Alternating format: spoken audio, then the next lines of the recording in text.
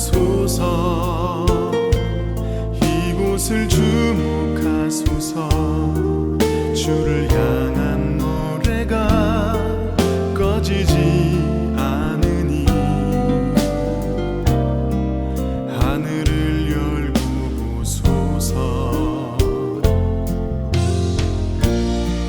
이곳에 임재하소서. 주님을 기다립니다. 기도의 향기가 하늘에 닿으니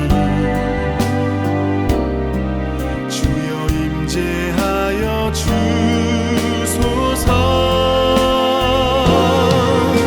이곳에 오셔서 이곳에 앉으소서. 이곳에서 드리는 예배를 받으소서.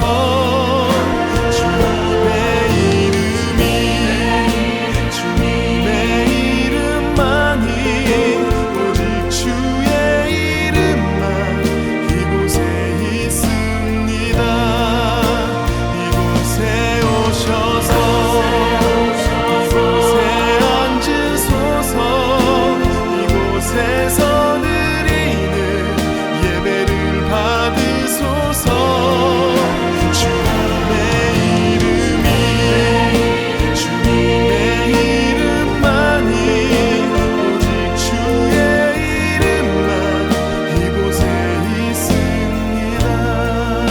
주님의 이름이 주님의 이름만이 오직 주의 이름만 이곳에 있습니다.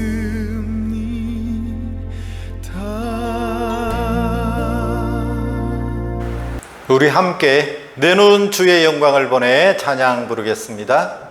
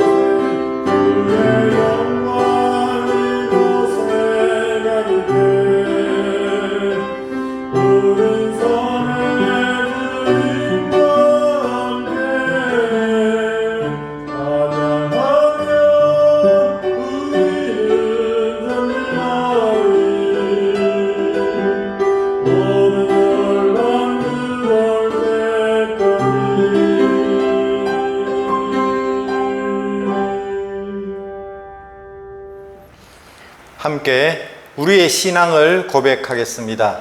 사도신경으로 우리의 신앙을 함께 고백하겠습니다. 나는 전능하신 아버지 하나님 천지의 창조주를 믿습니다. 나는 그의 유일하신 아들 우리 주 예수 그리스도를 믿습니다. 그는 성령으로 잉태되어 동정녀 마리아에게서 나시고 본디오 빌라도에게 고난을 받아 십자가에 못 박혀 죽으시고 장사된 지 사흘 만에 죽은 자 가운데서 다시 살아나셨으며 하늘에 오르시어 전능하신 아버지 하나님 우편에 앉아 계시다가 거기로부터 살아있는 자와 죽은 자를 심판하러 오십니다. 나는 성령을 믿으며 거룩한 공교회와 성도의 교제와 죄를 용서받는 것과 몸의 부활과 영생을 믿습니다. 아멘. 함께 찬송가 60장 찬송을 함께 부르겠습니다.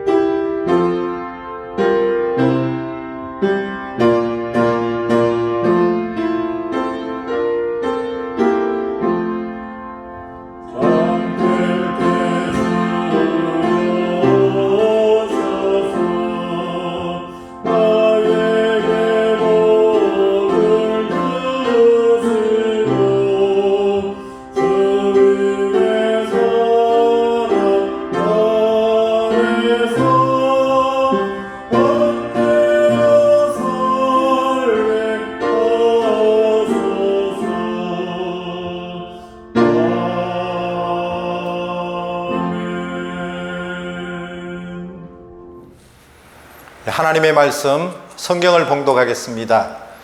로마서 12장 1절에서 2절 말씀입니다. 그러므로 형제들아 내가 하나님의 모든 자비하심으로 너희를 권하노니 너희 몸을 하나님이 기뻐하시는 거룩한 산 제물로 드리라. 이는 너희가 드릴 영적 예배니라. 너희는 이 세대를 본받지 말고 오직 마음을 새롭게 함으로 변화를 받아 하나님의 선하시고 기뻐하시고 온전하신 뜻이 무엇인지 분별하도록 하라. 아멘. 이제 호산나 찬양대가 찬양으로 하나님께 영광을 올려드리겠습니다.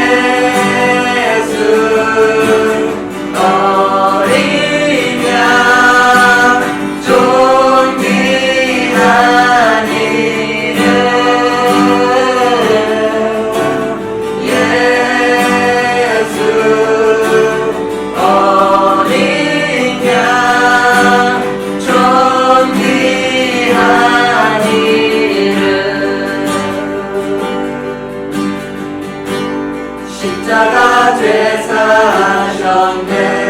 주님의 이름 찬양해. 주 나의 모든 것.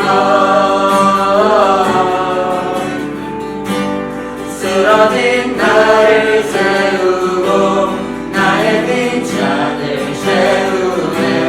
주 나의 모든 것.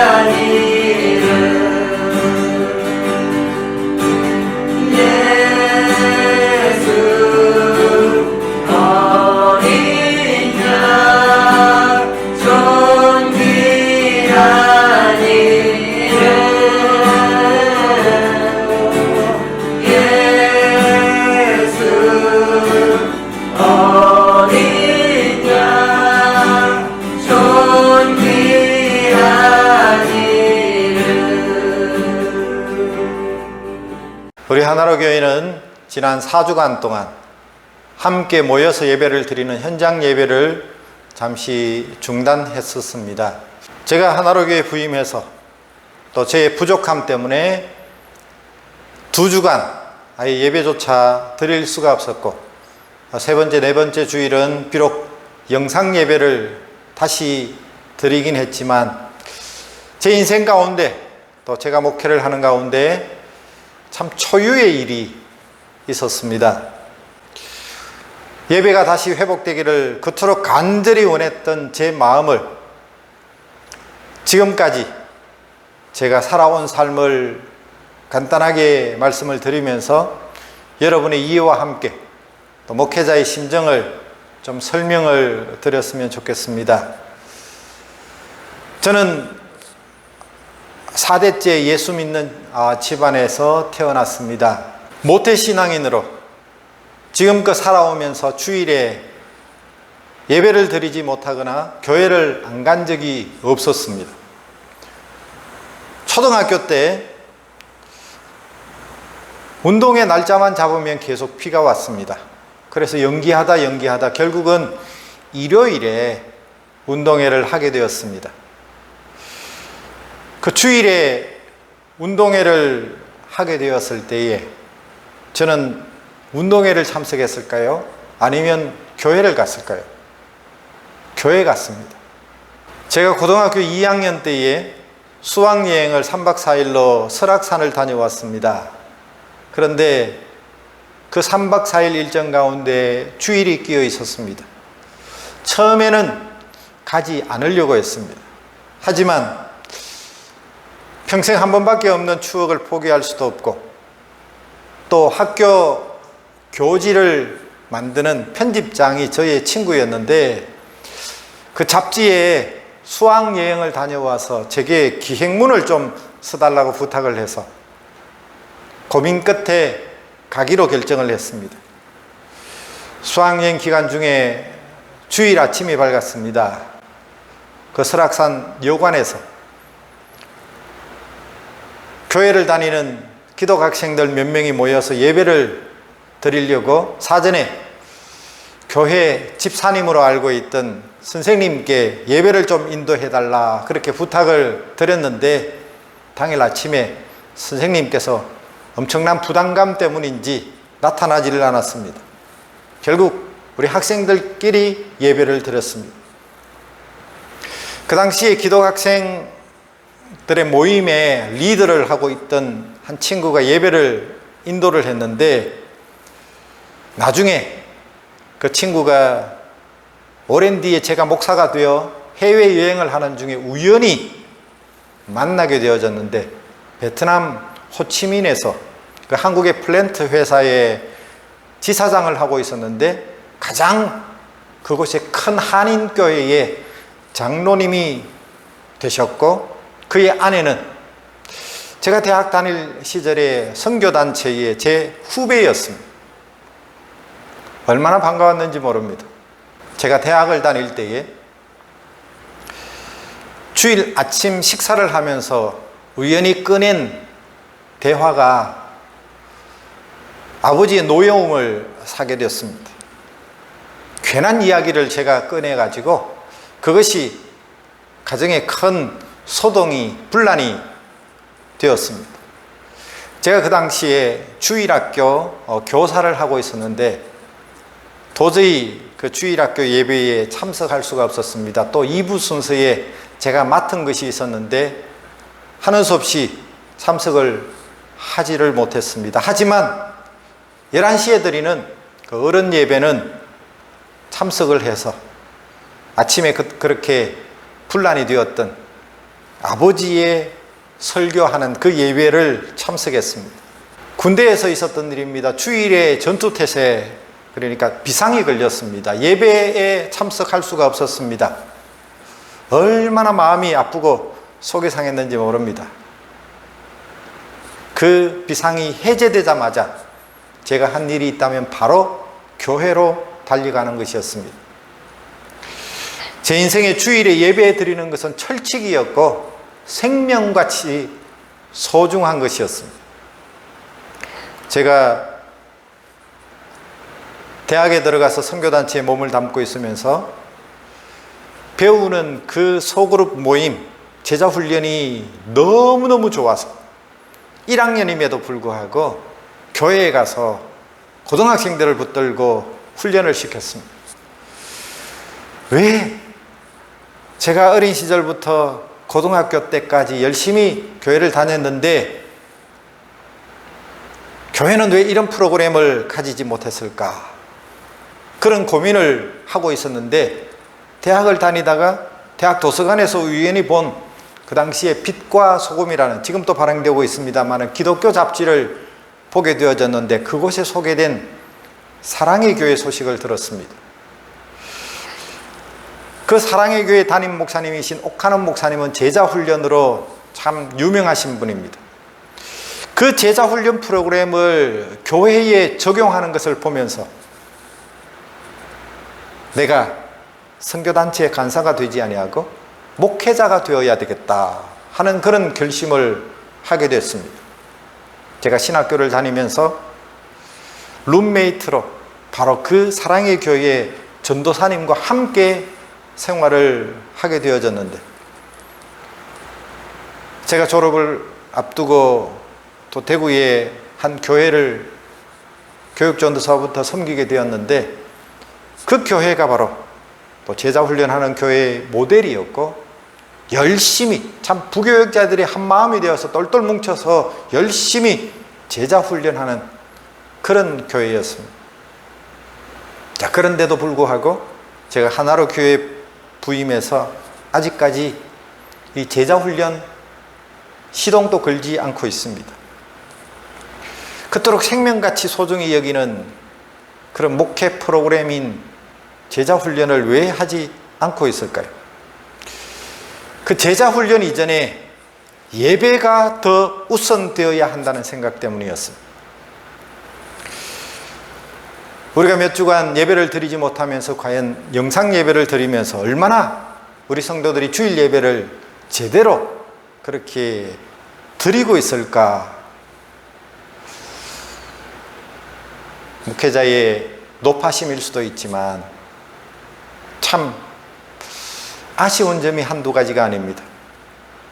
예배를 드렸는지 안 드렸는지, 어떻게 드렸는지 확인할 방법이 없습니다.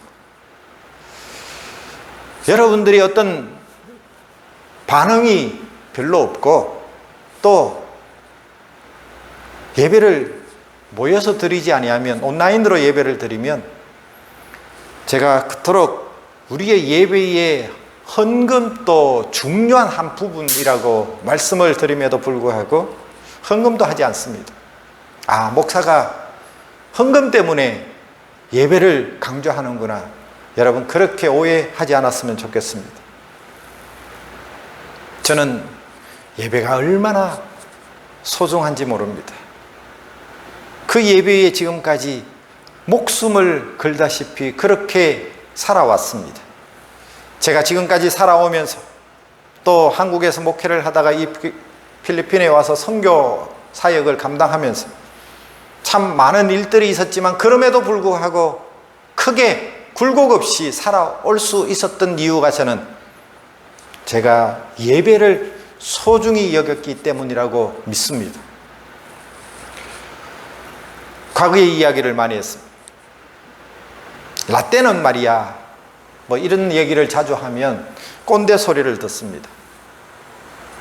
제가 꼰대 소리를 듣는다 할지라도 여러분들에게 강조할 수밖에 없는 것은 우리가 사실 2000년 전에 기록되어진 하나님의 말씀을 지금 또 살아계신 하나님의 말씀으로 믿고 그 말씀을 붙들고 삽니다. 거기에 등장하는 수많은 인물들, 수천 년 전의 사람들이지만 그들이 우리에게 교훈하고 가르치고 강조하고 있는 내용은 오늘도 여전히 살아서 역사하고 있습니다. 하나님은 지금 또 예배자를 찾습니다. 하나님께 나아가 예배하는 자를 하나님이 기뻐하시고 그들에게 복을 주시기를 원하십니다.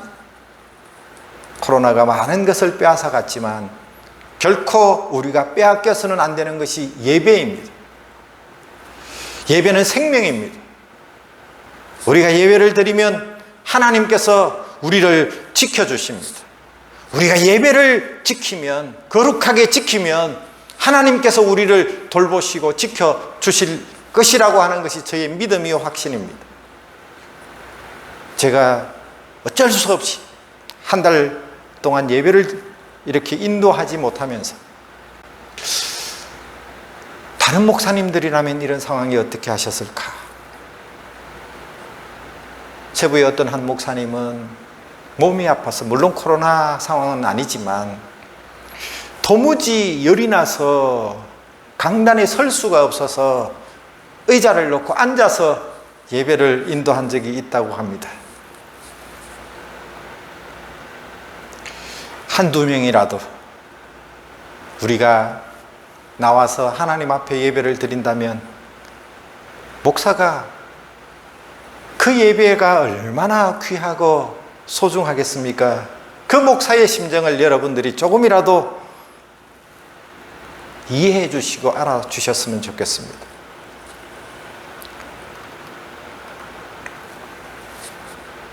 오늘 읽은 본문의 로마서는 크게 두 부분으로 나눴습니다.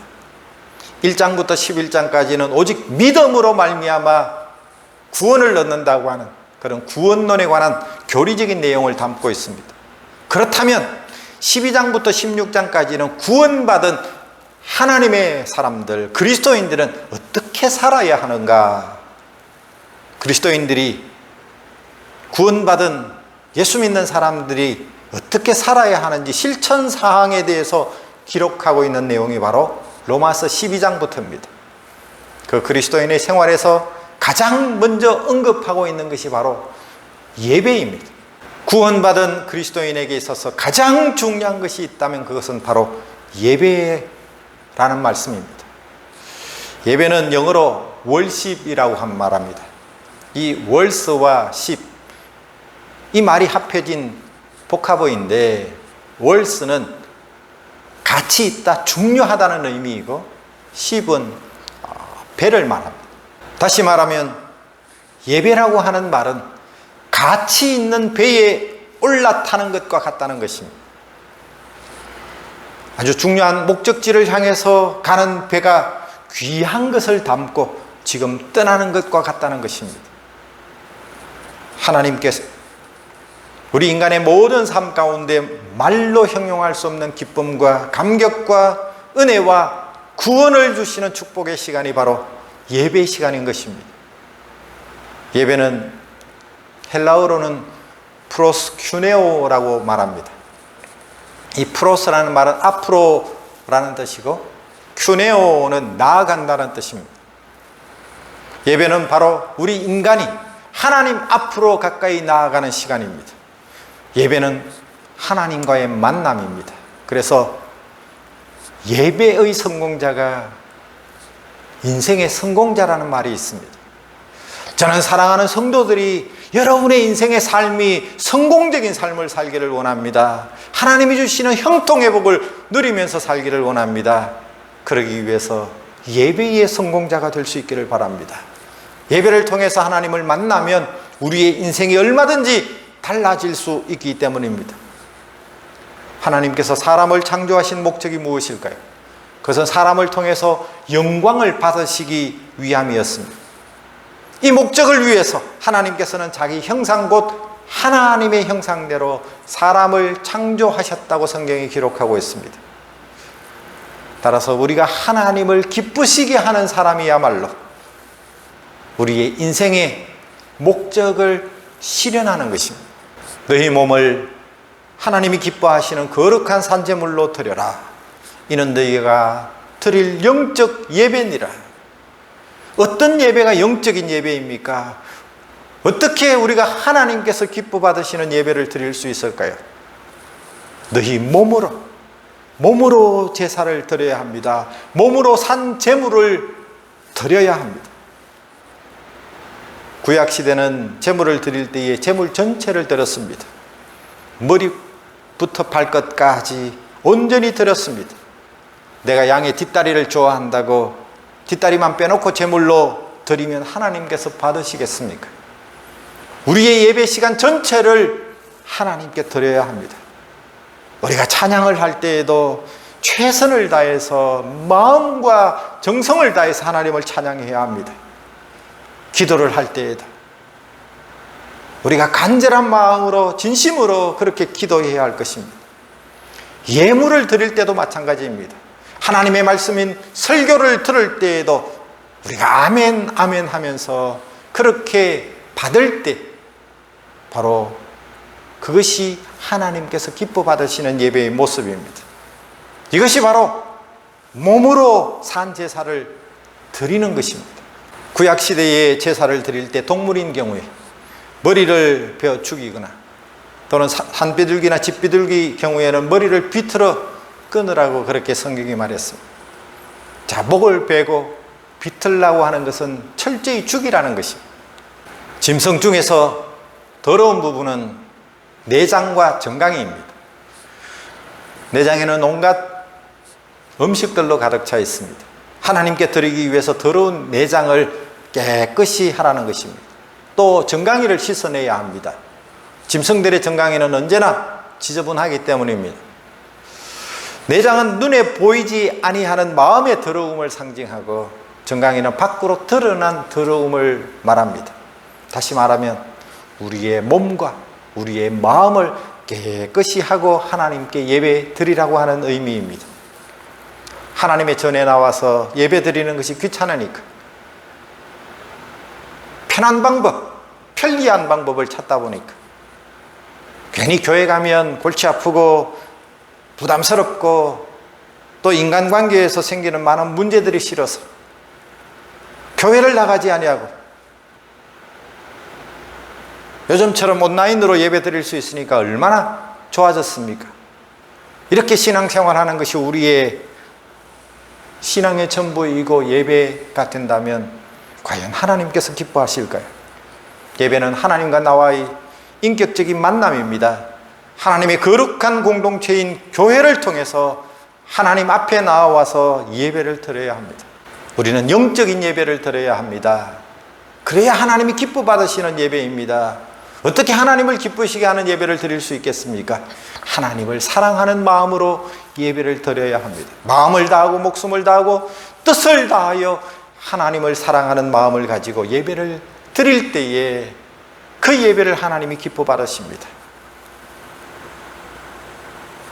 예수님께서 이 땅에 계실 때 공생애를 시작하시면서 제일 먼저 하신 일이 가나의 혼인잔치에 물이 변하여 포도주가 되게 하는 사건이었습니다.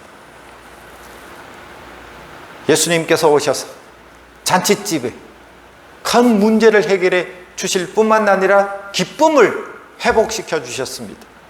우리가 이 땅 가운데 살면서 기쁨을 상실한 채 부족함 때문에 고민할 때 하나님이 채워주시는, 하나님이 변화시켜 주시는 그 은혜로 말미암아 기쁨을 회복하는 것이 바로 교회입니다. 교회는 바로 잔치집과 같습니다. 구약시대에는 제사를 드렸습니다. 제사 속에는 기쁨과 감격보다는 참 내 죄에 대한 아픔과 슬픔과 또 두려우신 하나님 앞에 그렇게 나아가는 참 무거운 분위기였습니다. 하지만 예수님께서 십자가에 죽으실 때에 성소의 휘장에 위에서부터 아래로 찢어지면서 이제는 누구든지 하나님 앞으로 나아갈 수 있게 됐습니다. 내가 구원의 조건 때문이 아니라 구원받은 하나님의 백성들의 감격과 기쁨으로 예배를 드려야 합니다. 거룩한 산제물로 예배를 드려야 합니다. 거룩이라고 하는 것은 구별한다는 의미입니다. 거룩이라는 말은 잘라서 떼어놓는다는 그런 의미를 가지고 있습니다. 예배에 있어서 거룩이라는 말을 빼버리면 예배는 타락하고 미신행위로 전락하고 말 것입니다. 어떻게 우리가 거룩한 산제물이 될 수 있습니까? 구약에서 죄를 용서받기 위해서는 반드시 짐승을 잡아서 피의 제사를 드렸습니다.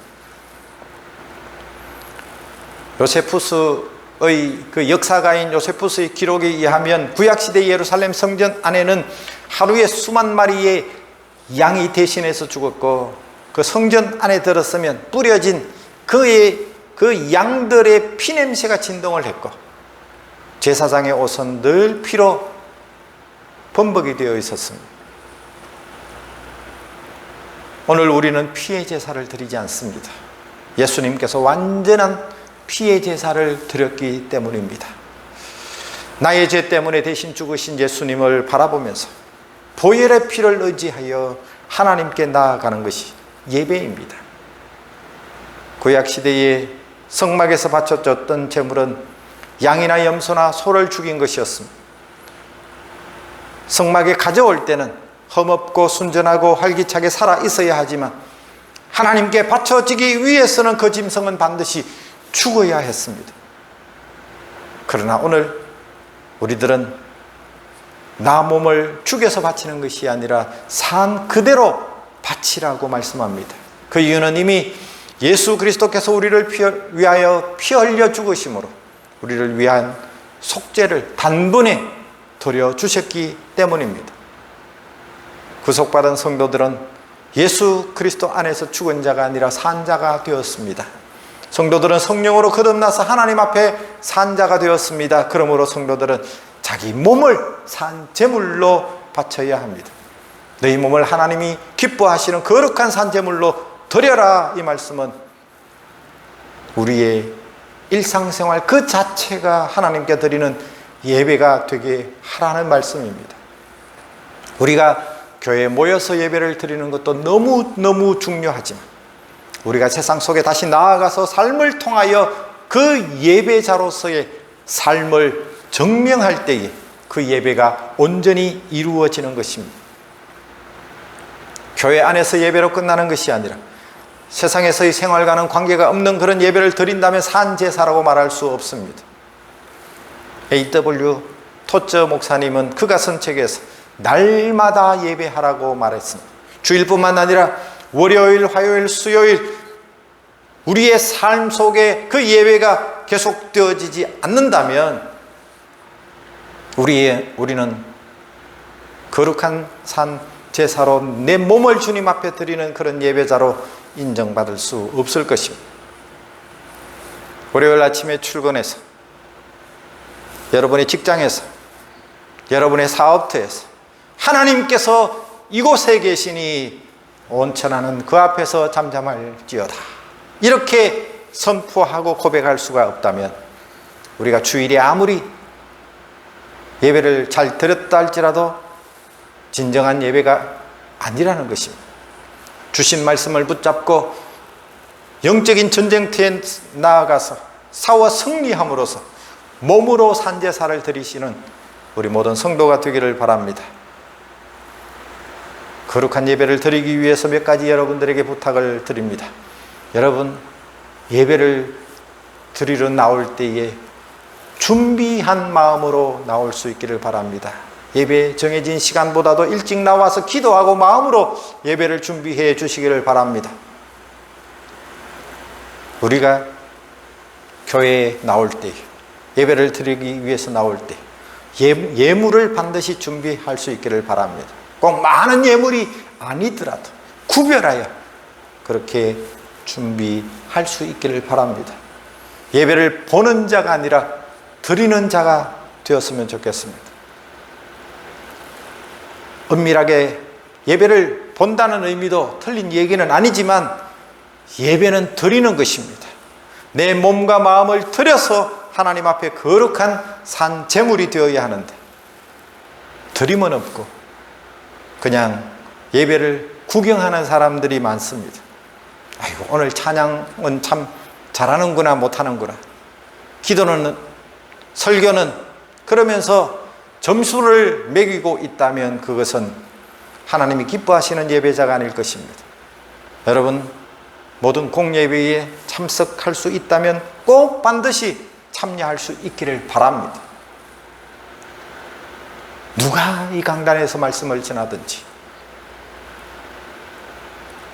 공적인 예배에 내가 사람에게 눈도장 찍기 위해서가 아니라 정말 하나님을 만나는 사모함을 가지고 주님을 만나기 위해서 사모하고 기다리는 그런 마음으로 하나님을 예배하는 진정한 예배를 회복하는 우리 성도들이 되기를 바랍니다.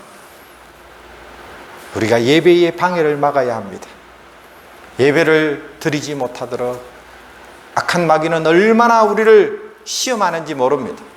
창세기 15장에 보면 아브라함이 제물을 준비해 놓고 하나님이 임재하시기를 기다릴 때에 솔개들이 그 제물을 낚아채려고 내려앉았습니다.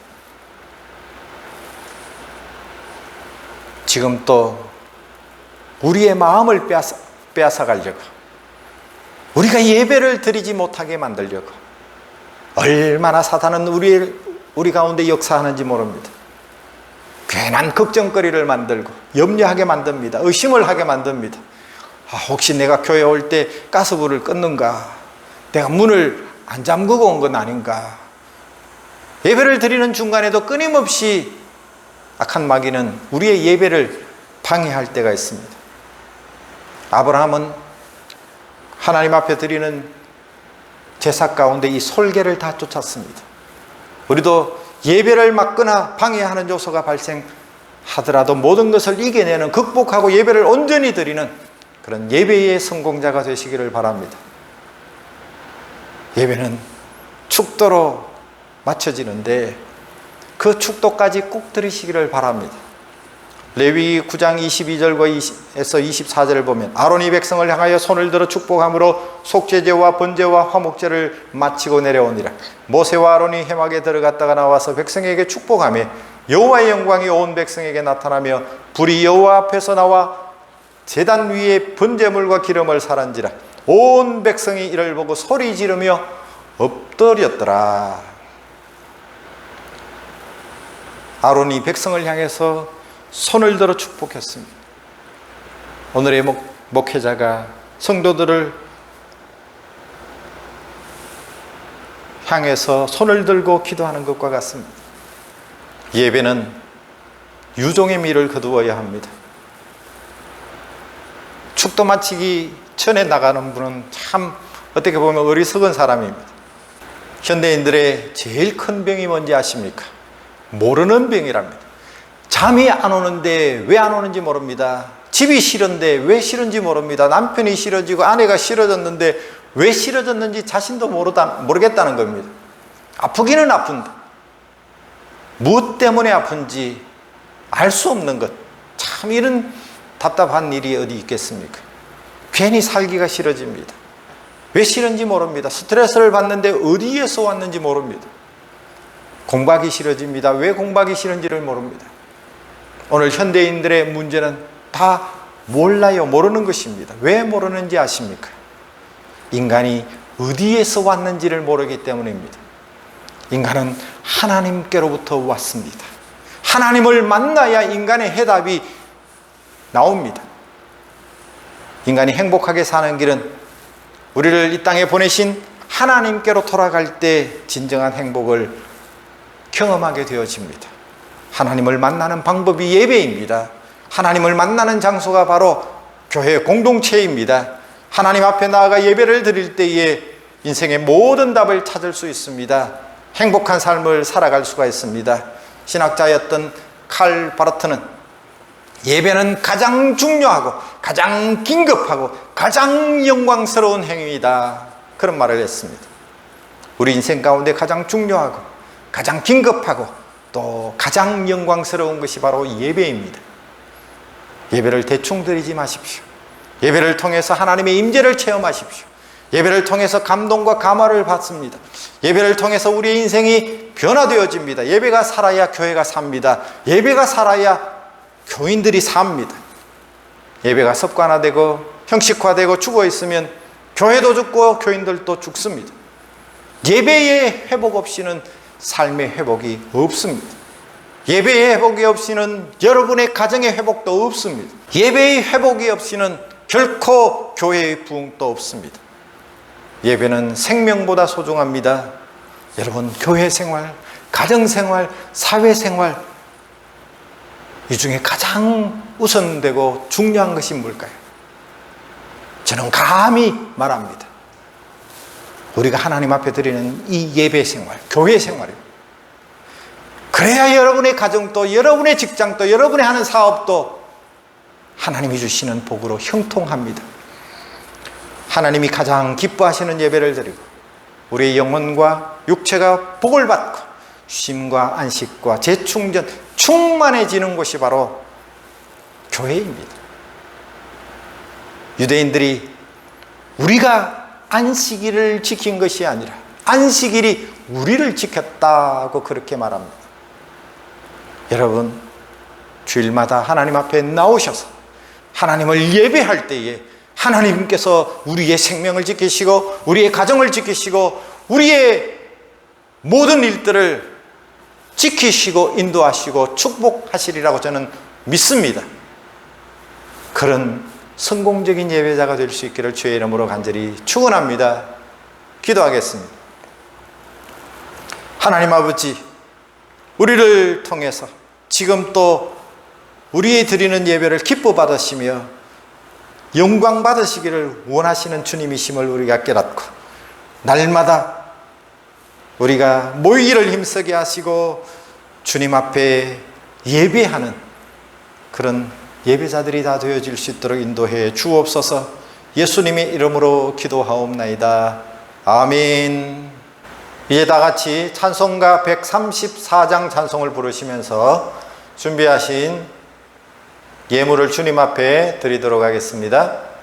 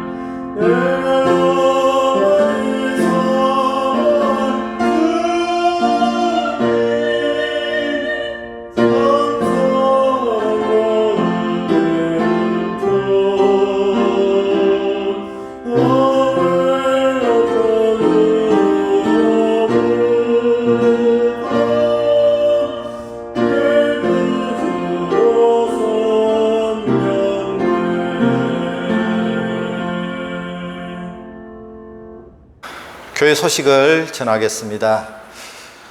우리가 그동안 몇 주 동안 현장에서 모이는 예배를 어쩔 수 없이 중단했었지만 다시 이제 모여서 예배를 드립니다. 그동안 방역도 또 청소도 깨끗하게 했고 또 함께 모여서 예배를 드리는데 아무런 지장이 없도록 그렇게 준비를 했습니다. 모이실 수 있는 분들은 특별한 경우를 제외하고는 한자리에 모여서 예배를 드려주시기를 바랍니다. 함께 참여하지 못하시는 분들을 위해서 주일 영상 예배를 유튜브 방송을 통해서 그렇게 보내고 있습니다. 빨리 이게 없어졌으면 좋겠습니다. 그래서 온 성도들이 다 함께 한자리에 모여서 찬양하고 기도하고 말씀 듣고 예배 드리는 그런 성도가 다 되었으면 좋겠습니다.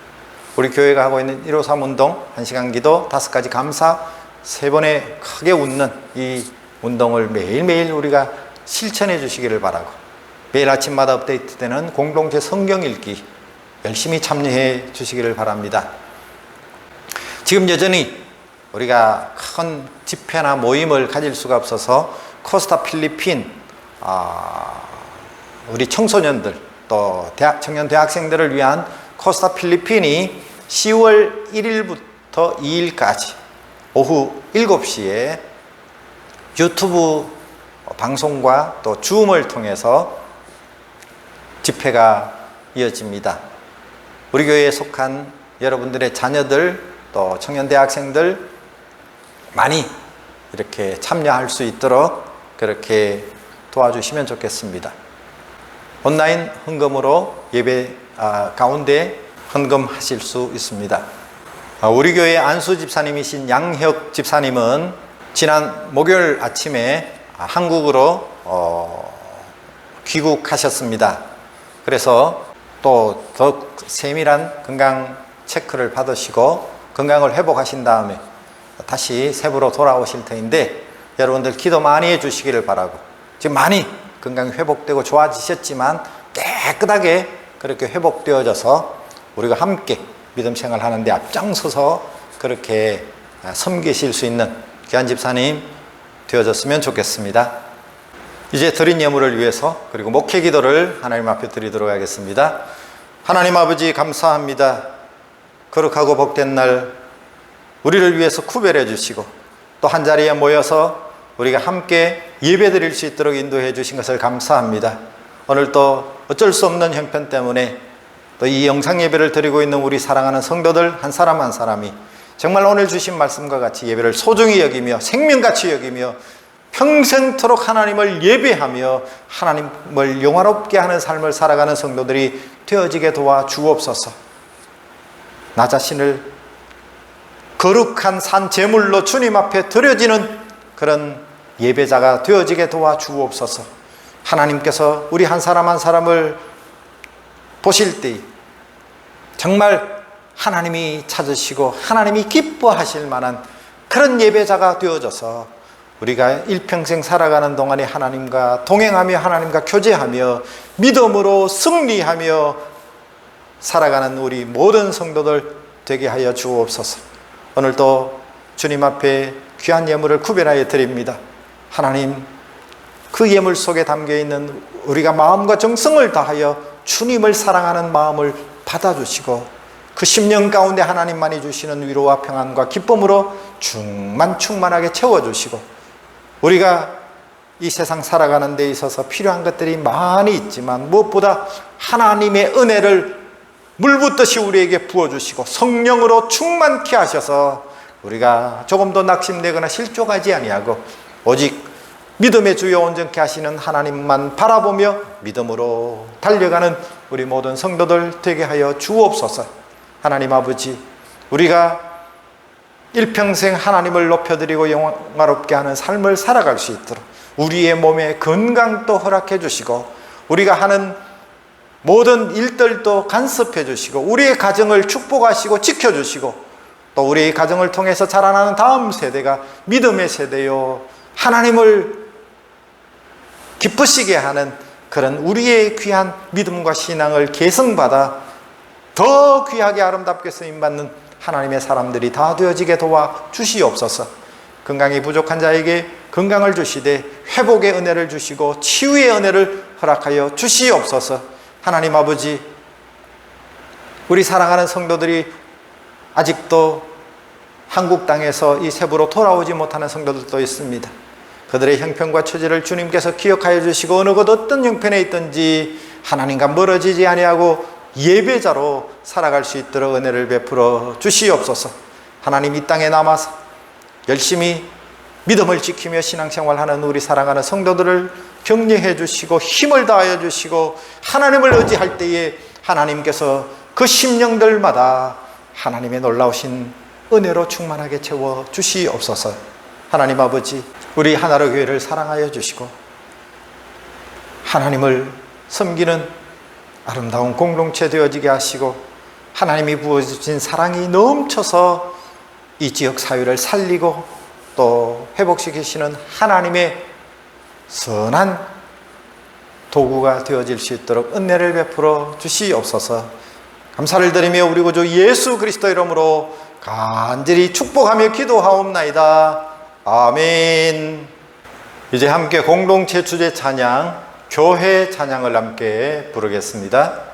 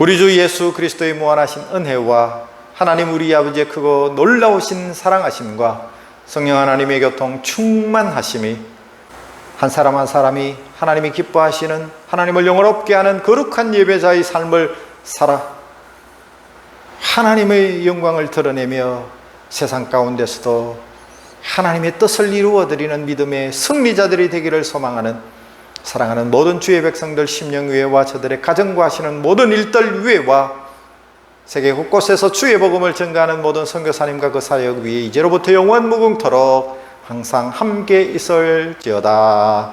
아멘.